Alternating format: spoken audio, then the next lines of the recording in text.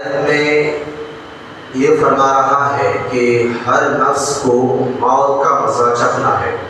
یعنی ہر جاندار کو موت کا مزہ چکھنا ہے، موت کی چاشنی پراپت کرنی ہے، حاصل کرنی ہے۔ تو حاضرین محترم، آج کا جو دور ہے، اس دور میں یا جو زمانے قدیم کا دور تھا، اس دور میں کس طرح کی معاملات پیش آتے تھے، لوگ کس طرح جو ہے موت کی تیاری کرتے، یعنی قبر کی تیاری میں لگے رہتے۔ ہم الحمدللہ تعالیٰ اگر غور و خوض کرتے ہیں، اس پر ذہن ڈالتے ہیں، تو ہمیں پتہ چلتا ہے کہ جو زمانے قدیم میں جو معاملات چل رہے تھے، آج ویسا کسی کے اندر بھی پایا نہیں جا رہا ہے، اور شاید کہ اللہ ماشاءاللہ کوئی ایک آدھ دو زندگی ہوگا جو نبی کریم علیہ الصلوۃ والتسلیم کی بتائی ہوئی باتوں پر عمل کرتے ہوئے اس طرح جو ہے اپنی زندگی کو گزارنے کی کوشش کرتا ہے۔ اب خلاصہ کلام یہ ہے کہ نبی کریم علیہ الصلوۃ والتسلیم کی جتنے بھی فرمودات ہیں، ان میں سے موت کے حوالے سے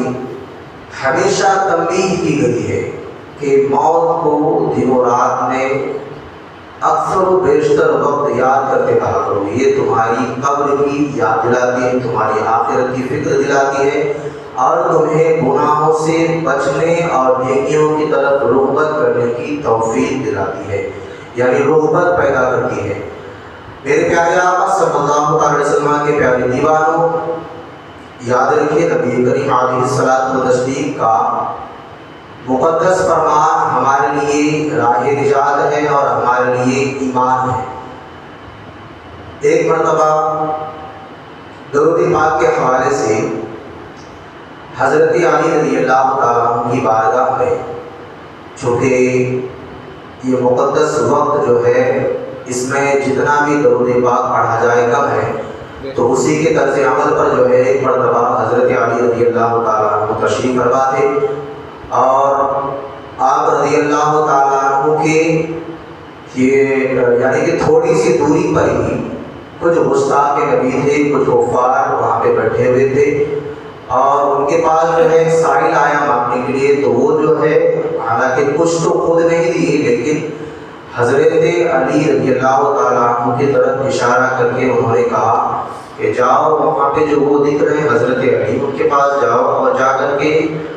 ان سے طلب کرو، وہ تمہیں بہت دیں گے۔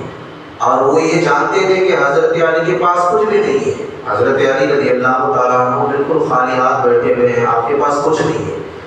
وہ اس بات کو جانتے تھے، لیکن اس کے باوجود سائل کو یعنی مانگنے والے کو انہوں نے ان کے پاس بھیجا۔ تو آپ رضی اللہ تعالیٰ عنہ کی بارگاہ میں جو ہے وہ سائل آیا اور جو ہے آ کر کے طلب کی، تو حضرت علی رضی اللہ تعالیٰ عنہ جیب میں ہاتھ ڈالتے ہیں اور مٹھی بند کر کے اس طرح ہاتھ نکالتے ہیں، اور اس میں جو ہے کچھ پڑھ کر کے دم کر دیتے ہیں اور اس کو دے دیتے ہیں، اور اس کو کہتے ہیں مٹھی بند کر دو۔ جب حضرت علی رضی اللہ تعالیٰ عنہ کی بارگاہ سے وہ بندہ جو ہے واپس جا رہا ہوتا ہے، یعنی فقیر جو ہے واپس جا رہا ہوتا ہے، تو پھر وہی لوگ بلاتے ہیں جو لوگ حضرت علی کی بارگاہ میں بھیجے تھے، وہی لوگ ان کو بلاتے ہیں اور کہتے ہیں کہ ادھر آئیے، ادھر آئیے، آپ کو کچھ دیا گیا ہے، ذرا ہمیں بھی تو بتائیے کہ آپ کو کیا دیا گیا ہے، ذرا ہمیں دکھائیے۔ تو وہ بندہ جاتا ہے، اور جانے کے بعد وہ جو ہے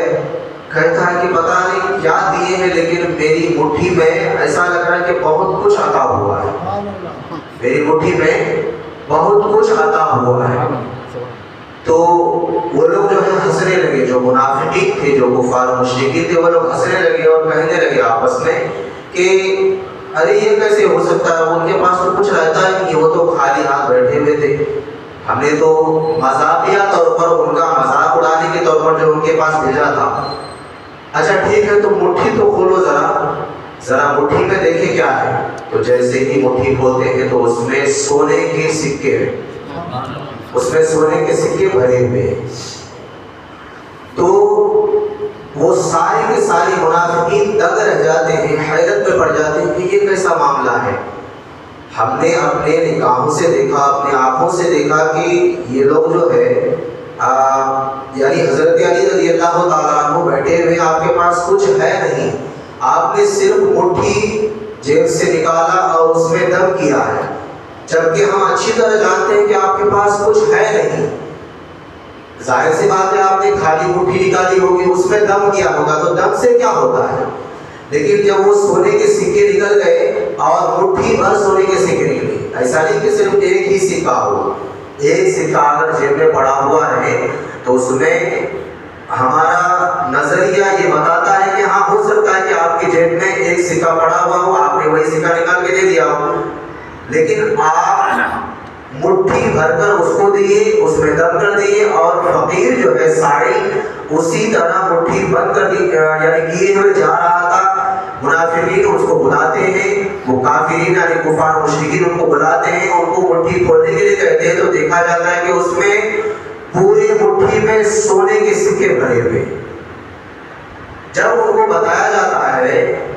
بعد میں وہ لوگ حضرت علی کے پاس آتے ہیں اور ان کو